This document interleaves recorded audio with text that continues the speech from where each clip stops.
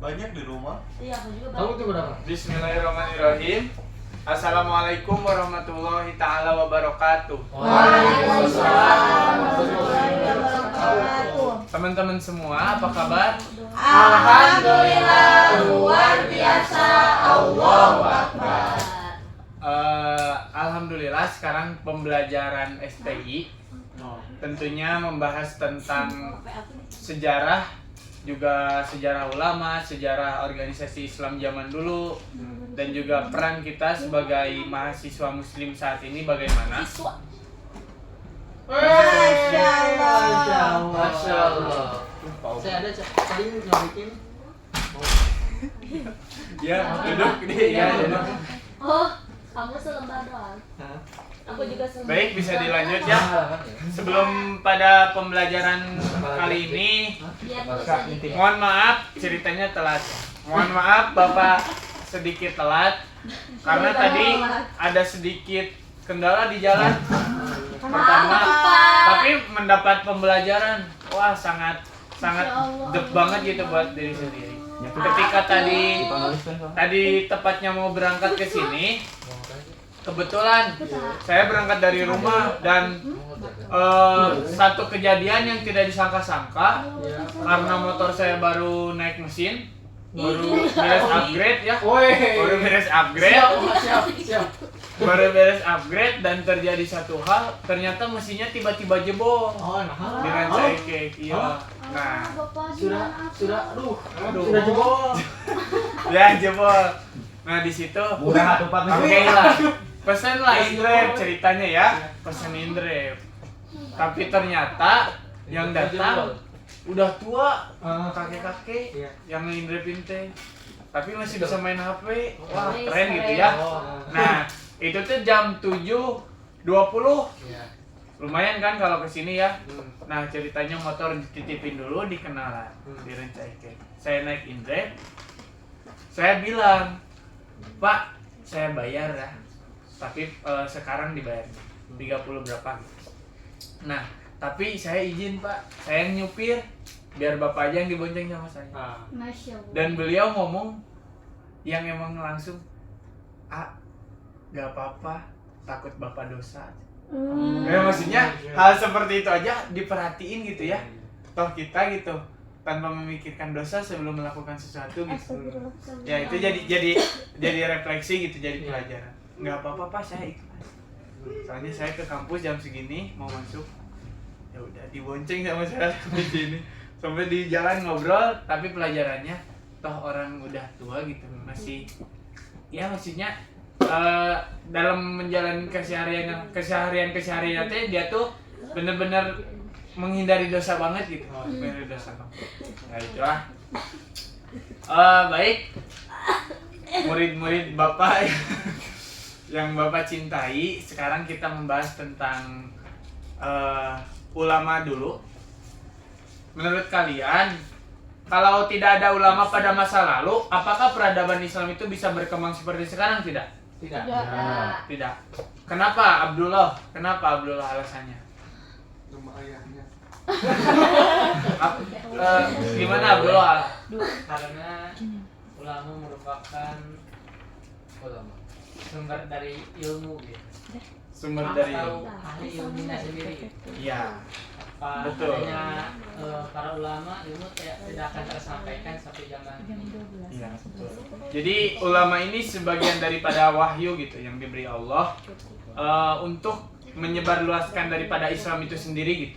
Dulu itu. Jadi ada campur aduk gitu kan. Ada campur aduk, ya ada campur aduk apa ya, kerjasama lah gitu. Oh iya, nanti di Yoni. Nah, bodas gitu. Mana ling teh? Eta bodas gitu. Keluarin dulu coba. Keluarin dulu. SC. XTC tak XTC. Naon? Di atas, SC di atas. XTC. Ya udah keluarin dulu, maksud kecilin dulu. Skip. Siapa? Nah, itu aja, sok keluarin dulu. Tuh YouTube-nya udah dibuka. Nah, ini ada video ya. Oh iya. Nice. Sejarah dari mana? Ini rumah video orang mana? Kita saksikan. Kuning besar beli cok. Di laut. Iya. Oh, oke. Ketika Oh. Mantap budaya. Assalamualaikum warahmatullahi wabarakatuh. Sahabat-sahabat pelajar, Indonesia adalah negara dengan mayoritas penduduk muslim terbesar di dunia. Tapi, tahukah kalian bagaimana Islam bisa sampai dan berkembang di bumi pertiwi ini? Masuknya Islam ke Indonesia. Kapan Islam pertama kali menginjakkan kaki di bumi pertiwi ini? Ada berbagai teori tentang hal itu, sahabat pelajar. Mari kita bahas beberapa yang paling populer. Teori Gujarat. Islam masuk ke Indonesia pada awal abad ke-13 Masehi, dibawa oleh pedagang dari Gujarat, India. Buktinya, batu nisan Sultan Samudra Pasai Malik As-Saleh dan batu nisan Syekh Maulana Malik Ibrahim di Gresik memiliki kesamaan dengan batu nisan di Cambai, India. Teori Persia. Ada juga yang berpendapat Islam datang pada abad ke-7 Masehi, dibawa oleh kaum Syiah dari Persia. Peringatan 10 Muharram atau Asyura, penggunaan istilah Persia untuk mengeja huruf Arab, dan kesamaan seni kaligrafi pada beberapa batu nisan menjadi bukti teori ini. Teori Mekah atau Arab. Teori ini menyebutkan Islam masuk pada abad ke-7 Masehi, dibawa oleh para musafir Arab yang berdagang ke Nusantara. Buktinya, pada abad ke-7 sudah ada perkampungan Islam di pantai barat Sumatera. Kerajaan Samudra Pasai menganut mazhab Syafi'i, yang pengaruhnya terbesar saat itu adalah Mesir dan Mekah. Teori lainnya, ada juga teori yang menyebutkan Islam datang dari India, Bangladesh, dan Cina pada abad ke-11 hingga abad ke-13 Masehi. Terlepas dari teori mana yang paling akurat, yang pasti Islam menyebar di Indonesia melalui proses yang panjang dan beragam. Cara penyebaran Islam di Indonesia. Islam tak hanya datang, tetapi juga diterima dan berkembang. Ini berkat metode dakwah yang beragam dan bijaksana. Para ulama menyebarkan Islam di Indonesia melalui berbagai cara damai, antara lain perdagangan. Para pedagang muslim berinteraksi dengan penduduk lokal, membangun hubungan baik dan memperkenalkan Islam. Perkawinan. Pernikahan antara pedagang muslim dengan penduduk lokal membawa Islam ke dalam keluarga dan masyarakat. Pendidikan. Para ulama mendirikan pesantren, pusat pendidikan Islam yang melahirkan banyak tokoh agama dan cendekiawan. Kesenian, wayang kulit, gamelan, dan kesenian lainnya menjadi media dakwah yang efektif karena masyarakat mudah menerima pesan-pesan Islam yang dibalut dalam seni yang mereka cintai. Tokoh ulama penyebar Islam. Banyak ulama yang berjasa dalam menanamkan nilai-nilai Islam di bumi pertiwi. Di Samudra Pasai, ada Sultan Malik As-Saleh, pendiri dan raja pertama yang memeluk Islam, dan Sultan Ahmad yang gigih menyebarkan Islam ke berbagai wilayah. Di Aceh, Sultan Alauddin Riayat Shah mendatangkan ulama dari Persia dan India. Di Ternate, Sultan Zainal Abidin mendirikan pesantren dan lembaga pengawas syariat Islam. Dan tentu saja di Jawa, kita mengenal Wali Songo, 9 tokoh ulama yang berperan besar dalam penyebaran Islam di Jawa dan Nusantara pada abad ke-15 hingga ke-16. Wali Songo dan metode dakwahnya. Mari kita kenali lebih dekat Wali Songo dan metode dakwah mereka yang luar biasa. Sunan Gresik atau Maulana Malik Ibrahim berdakwah melalui perdagangan dan membangun komunitas muslim di Gresik. Sunan Ampel atau Raden Rahmat mendirikan pesantren di Ampel dan mengajarkan ajaran Mohlimo yang relevan dengan kehidupan masyarakat. Sunan Bonang atau Mahdud Ibrahim membawa Islam melalui kesenian gamelan dan suluk, syair-syair yang indah dan syarat makna. Sunan Derajat atau Syarifuddin menekankan pentingnya welas asih dan tolong-menolong, mengajarkan catur piwulang yang syarat nilai kemanusiaan. Sunan Giri atau Raden Paku membangun Giri Kedaton, pusat pendidikan dan pemerintahan Islam yang berpengaruh luas. Sunan Kalijaga atau Joko Said mengenalkan Islam melalui wayang kulit dan tradisi lokal, menjadi penasihat kerajaan Demak. Sunan Kudus atau Ja'far Siddiq menghormati tradisi Hindu dengan melarang penyembelihan sapi pada Idul Adha, membangun masjid dengan arsitektur yang memadukan budaya Islam dan lokal. Sunan Muria atau Raden Raden Umar Said berfokus pada masyarakat pedesaan, mengajarkan Islam melalui tembang dan kesenian. Sunan Gunung Jati atau Syarif Hidayatullah membangun Kesultanan Cirebon, menggabungkan peran sebagai ulama dan raja untuk menyebarkan Islam. Wali Songo sukses berdakwah karena metode mereka yang bijaksana dan adaptif terhadap budaya lokal.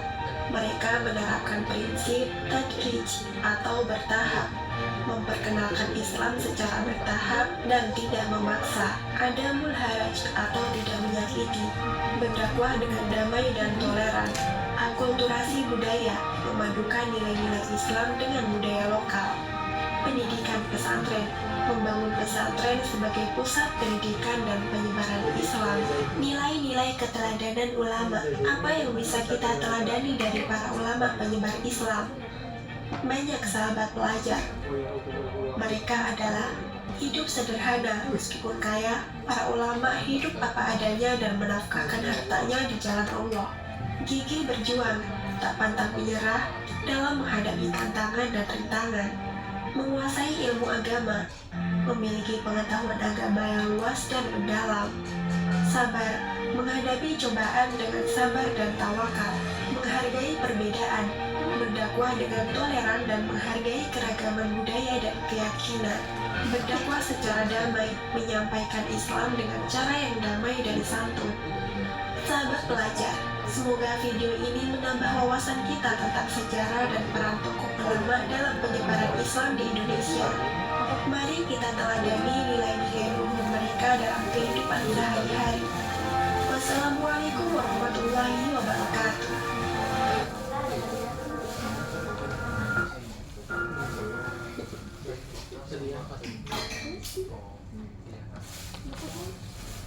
Baik. Jaki tadi dapat pelajaran apa sedikit dari video tersebut yang bisa dianalisis? Yang bisa dianalisis ternyata masuknya Islam itu berbagai macam jalur, Pak. Contohnya tadi seperti perdagangan, kemudian pernikahan, kemudian tadi juga ada lewat kesenian juga. Ya, jadi kita bisa tahu bahwasanya Islam itu tidak selamanya dakwah gitu, dakwahnya lewat mouth to mouth gitu, Pak. Jadi betul ya. Iya. Tadi disampaikan oleh Jaki bahwasanya Islam masuk ke Indonesia ini dengan berbagai variabel. Metriknya nempel dengan berbagai variabel gitu. Khususnya tadi yang disoroti itu dalam kesenian. Itu baru tahu saya gitu. Ternyata dalam seni itu, dalam segi wayang tersebut, ya juga gitu. Bisa menyampaikan siar Islam dalam peran wayangnya gitu ya. Ternyata itu sangat unik sekali bagi kita di negara Indonesia ini. Nah, peran ulama dalam sejarah SP ini, sejak awal Islam, ulama itu memiliki posisi sentral dalam membangun dan menjaga peradaban. Tentunya yang tadi sudah disampaikan oleh Jaki. Nah, menurut Alwi, dalam menjaga peradaban Islam itu, ulama saat ini berperannya seperti apa gitu? Bisa dicontohkan misal? Mungkin menurut analisis saya pribadi apa mungkin peran ulama saat ini untuk menjaga apa tadi kan? Peradaban gitu lah, peradaban Islam. Ya, bisa dicontohkan bahwa para kiai, para ustadz gitu ya, ustadz genjet bahwa Ya. tidak sekalipun atau tidak menyalahkan ataupun ulama zaman dulu seperti ini gitu, tapi semuanya juga memberitahu terus kepada saya pribadi gitu bahwa ulama zaman dulu itu sangat berpengaruh untuk kemajuan Islam di Indonesia gitu. Jadi ya pokoknya baiklah kiai-kiai sekarang tuh memberitahu tentang sejarah dulu.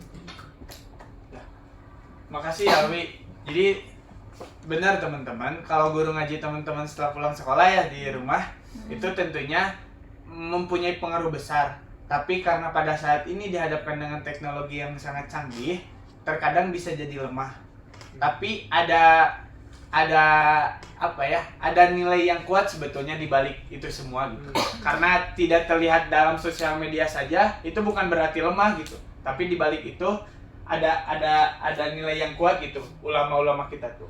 Kan ulama zaman dulu mah jarang sebetulnya yang sekarang upgrade ke media sosial, betul nggak? Iya, jarang sebetulnya, nggak semua juga gitu. Nah, yang kedua dalam sejarah Islam, ulama itu berperan sebagai pendidik, ilmuwan, dan penjaga akhlak umat.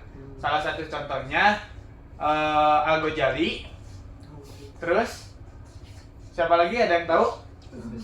Ibnu Sina. Satu lagi Al-Farabi. Ibnu Khaldun. Nah, itu yang sudah dipelajari minggu-minggu lalu ya. Makanya saya tidak cantumkan di sini karena sudah pada tahu gitu. Nah, masalah saat ini teman-teman sebagai kelas 12 udah mau lulus gitu, udah pegang HP, udah lihat TikTok, FYP dan lain-lain. Masalahnya hari ini banyak tokoh viral itu lebih didengar daripada ulama. Iya. Betul tak? Betul. Nah, contohnya apa? Influencer yang memang sebetulnya hanya random aja itu lebih didengar. Makanya kalau ada endorse itu lebih ke influencerin yang gak jelas gitu, kayak Puldeng gitu, kayak Pak Kenal. Karena lebih banyak disorot sebetulnya daripada ulama-ulama. Dan sekarang kalau ada FYP tentang Islam gitu ya, mengedukasi Islam atau gak menyebarluaskan dakwah dan lain-lain, itu lebih baik di skip. Iya. Ya. Lu ngerasa ya? Iya. Kan ngerasa ya? Ngerasa, Pak. Nah, Jujur. itu jadi masalah saat ini, teman-teman. Jadi masalah saat ini. Jadi dampaknya bagi umat itu sangat bahaya sebetulnya. Sangat bahaya, apalagi katanya dihadapkan dengan akhir zaman. Jadi kita ini sedang dipermainkan sebetulnya oleh setan-setan teh. Astagfirullah. Nah, masalah ini akan kita bahas ya nanti di akhir. Masuk ke peran organisasi Islam dalam sejarah Indonesia. Ayo kosong. Parah. Pertama itu melawan penjajahan. Parah. Di mana masuknya organisasi Islam ini ke Indonesia Parah. menjadi sebuah perlawanan atau perlawanan bagi penjajahan gitu. Persis Nah, ya hungku. Persis Parah. mirip. Persis ya. Selain daripada menjadi perlawanan, sebelum ke situ, coba organisasi ini teh kan Muhammadiyah, terus Nahdlatul Ulama ya. Persis fokus ke mana, Pak? Ini Persis Kabupaten Bandung. Ya, nah ini tiga organisasi yang dimana tersoroti pada zaman-zaman sekarang itu ya. Iya. Dan dari zaman dulu sebetulnya. Tapi sekarang lebih jelasnya kan Muhammadiyah ada di situ gitu ya. Nahdlatul Ulama ada di lampu merah, Uninus, kampus Uninus. Nah kalau UIN itu Islam. Persis. Persis di Ya mana? Islam. Itu ayah dibubar. Ya ada di tempat saya nggak tahu. Enggak tahu. Nah tapi suka ada teman-teman. Bapak saya kalau ditanya NU Muhammadiyah Persis. Saya mah Bapak mah Islam. Persis. Bingung kan ya? Bapak mah Islam. Jaki apa? Dia Islam. Islam ya.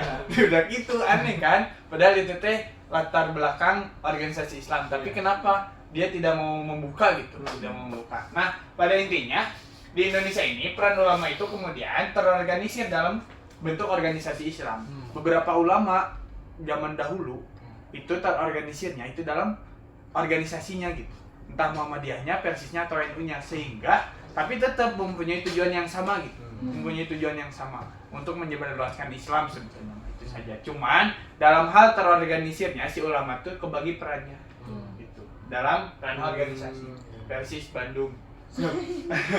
Nah, Persis Solo. menjaga ajaran Islam yang moderat. Boleh tahu apa moderat itu apa? Itu handphone. Moderat apa?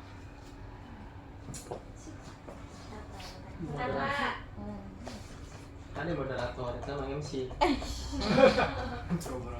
Moderat itu Moderat. Moderat. Ayo, Pak. Definisi moderat. Teh, Pokoknya tidak Apa? ekstrim, tidak terlalu Tidak keras. ekstrim. Tidak Red Bull. Tidak terlalu keras. Tidak Red Ya, Bull. tidak Red Bull. Tidak Red Bull ya. Red Bull mah dalam olahraga gitu, Jeng. Tidak terlalu ekstrim ya. Betul, jadi adanya organisasi ini sebetulnya tujuannya itu menjaga ajaran Islam yang moderat, di mana tidak ekstrim kanan atau kiri sebetulnya mah, tapi punya tujuan yang sama. Tapi terkadang dalam 3 organisasi ini terjadi hal yang ekstrim sehingga disebut namanya disebut nanti NU pisan mah gitu. Fanatik. Nah, makanya timbullah sebuah fanatik. Nah, selanjutnya kita menguatkan persatuan bangsa. Jelas, dari ketiga ini mempunyai tujuan selain daripada menyebarluaskan Islam, tapi juga menguatkan persatuan bangsa Indonesia. Dan terjadi juga saat ini ketika Indonesia atau pemerintah saat ini ya bisa kebilang hancur, ya udah gitu. Maksudnya ada peran organisasi Islam yang kuat di balik. Selanjutnya apa? Ini ya, saya baca biar cepat. Peran generasi muda dalam melanjutkan sejarah. Peran kita sebagai generasi muda dalam menjalankan sejarah. Dalam sejarah Islam itu generasi muda selalu menjadi penerus perjuangan ulama. Banyak ulama besar mulai berkiprah sejak usia muda. Imam Syafi'i hafal Al-Quran sejak kecil. Ibnu Sina menguasai ilmu kedokteran di usia belasan tahun.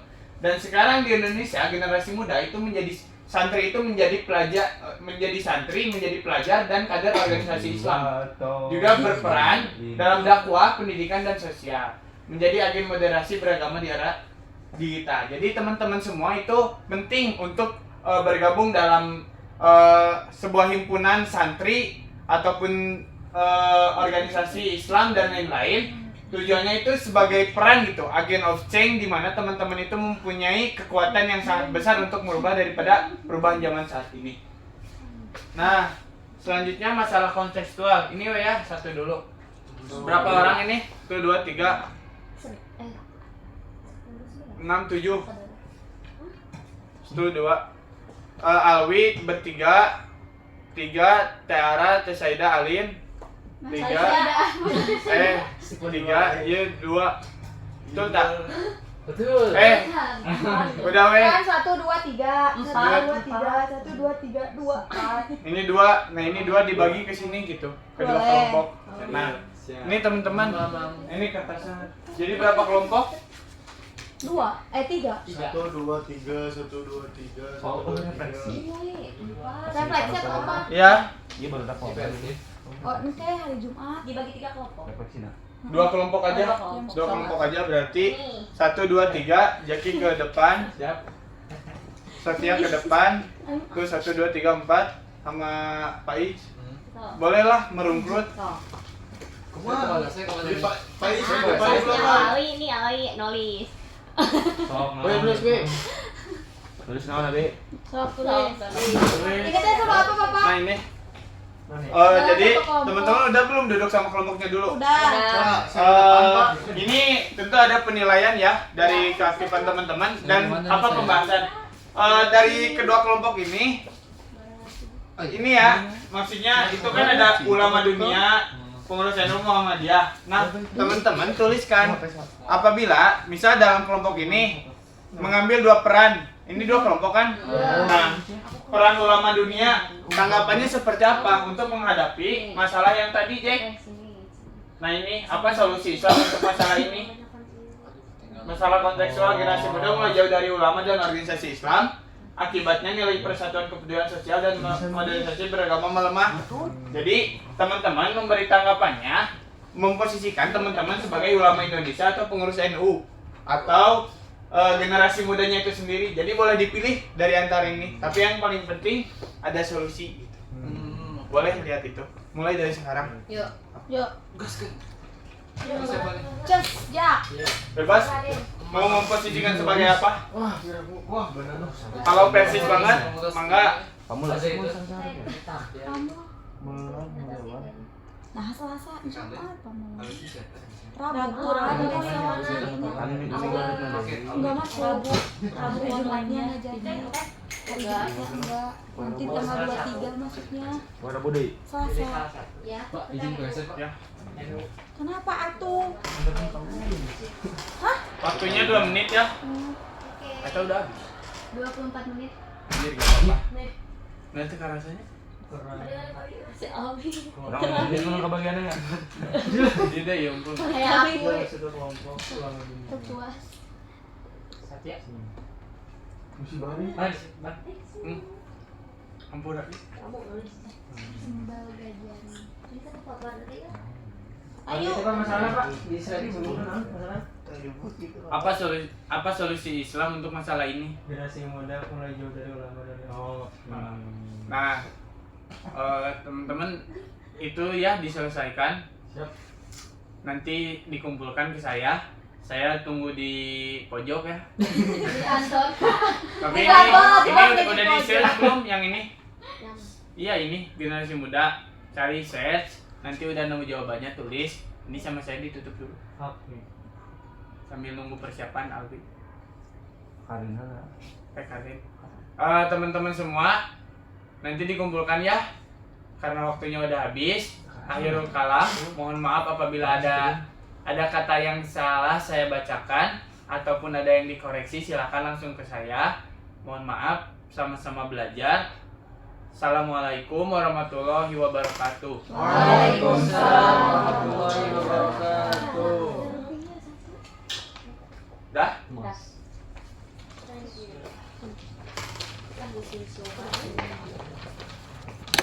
Lin, sorry Lin. Iya, nggak apa-apa.